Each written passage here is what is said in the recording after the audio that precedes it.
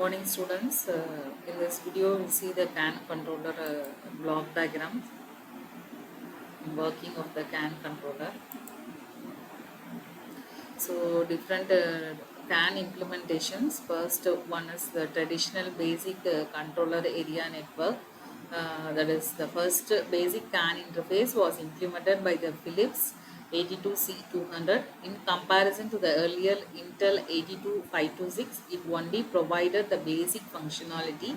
Basic CAN interfaces only offer a limited number of receive buffers and filters. So if a node using such a controller needs to listen to a number of different messages, then the filters usually have to be set wide open, causing an interrupt with every single message on the bus. Obviously, the microcontroller will receive many CAN interrupts, so it has to check in the software to see if a message can be ignored or it should be worked on. So this is a traditional full CAN. So today some CAN controllers, they have an extended basic CAN interface that has additional buffers that can be used for either receive or transmit.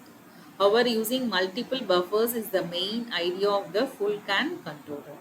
So the very first CAN controller, it is Intel 82526, so called the full CAN implementation. So each message object is bidirectional. So each has its own transmit or receive buffer. So for one message, and each has one filter match register. So this allows the developers to set a message object to listen exactly one message for one identifier. So the traditional full CAN, as long as the total number of messages a node needs to listen is smaller than the number of message objects available, then these interfaces are very efficient. They will cause an interrupt to the MCU if your wanted message is received. However, if many different identifiers need to be received, there is no benefit to a full CAN interface over the basic CAN interface. In this case, when implementing CAN open, masters or managers that need to communicate with many or all the nodes. So this does not offer any protection from a back-to-back burst case scenario. So this one, to avoid this back-to-back scenario, that is going for the FIFO, the only way to get around the back-to-back message problem and the high performance and timing demands on the interrupt service routine is with your receive FIFO buffer. So a typical implementation features a number of filters that include both match and mask registers. So upon a filter match, the incoming message is moved to the FIFO buffer. So an interrupt request to the MCU microcontroller unit is made depending on the configuration. Either a certain fill level is reached or a higher priority filter received the last coming message. So that thing will be, message will be given the priority and see. So even if such a FIFO can hold only 64 bytes, still enough to improve upon the back-to-back scenario. So because if FIFO is configured to cause an interrupt with every single incoming message, then the MCU has at least 500 bit times until the FIFO will overflow.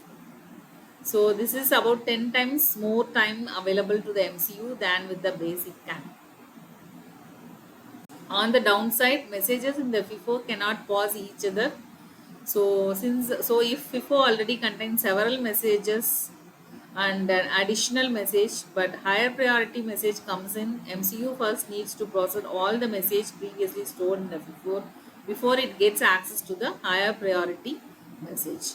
So this will have somewhat enhanced full CAN with the receive FIFO. So that is the most powerful approach is the full CAN implementation with a dedicated FIFO for each single message object. So in the previous class, we will be having this that is extensive for the receive buffer. So on FIFO, here for each object, we will be having this FIFO. So although powerful, these are all the most complex controllers to configure if each individual FIFO can be freely located in the RAM and can be of individual lengths. So another alternative is to be take a full CAN implementation and concatenate message objects to the FIFO. So instead of one message object only having one buffer, FIFO can be formed borrowing the buffers of other message objects. So this also having advantages. With each buffer added to a FIFO means then one message will be lost. One message object is lost. So the value of this feature increases with a higher number of message objects but decreases as the number of message objects decreases.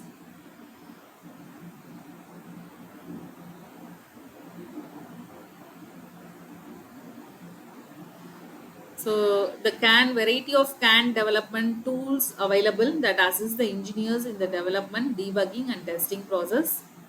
So that is so in the case of CAN controller block diagram will be having the basic, traditional and this full CAN implementation with the FIFO and the FIFO with the full CAN implementation. So the scan development tools, you will be having network monitors, analyzers, loggers, simulators. So one needs to evaluate what kind of functionality is available and which upgrade or option paths are available towards scan. The tool most often used for the scan that is monitoring is the network monitor or analyzer. So what are the functions expected of a CAN interface? Basic functions support a variety of CAN PC interface, say ISA, PCI, PCMCIA Codbus, dongle from COM or LPT, USB. 9 pins D-stub male connector on CAN interface, ISO 11898 compliant high-speed transceiver, supporting all the CAN open bit rates, say from 1 Mbps to 10 kbps. So the advanced functions able to use a variety of transceivers, support all the CAN bit rates, support 100% bus load, multiple CAN interfaces in one hardware, produce a higher resolution timestamp, able to generate error frames. So that is functions expected of a CAN monitor or analyzer. So there is basic functions, that is trace display, transmission of CAN messages, advanced functions, symbolic display. So replace identifiers with the symbolic names, trace display to the higher resolution, timestamp, recognizes EDS files, that is, and it can extract symbolic information from the EDS files, electronic data sheet files. So graphical display. So and this basic functions expected of a CAN open configuration tool and monitor, that is runs on all Microsoft Windows operating system, send NMT message, implements SDO read and write access. So that is advanced functions, network scan. So you can refer more in this. Thank you for watching.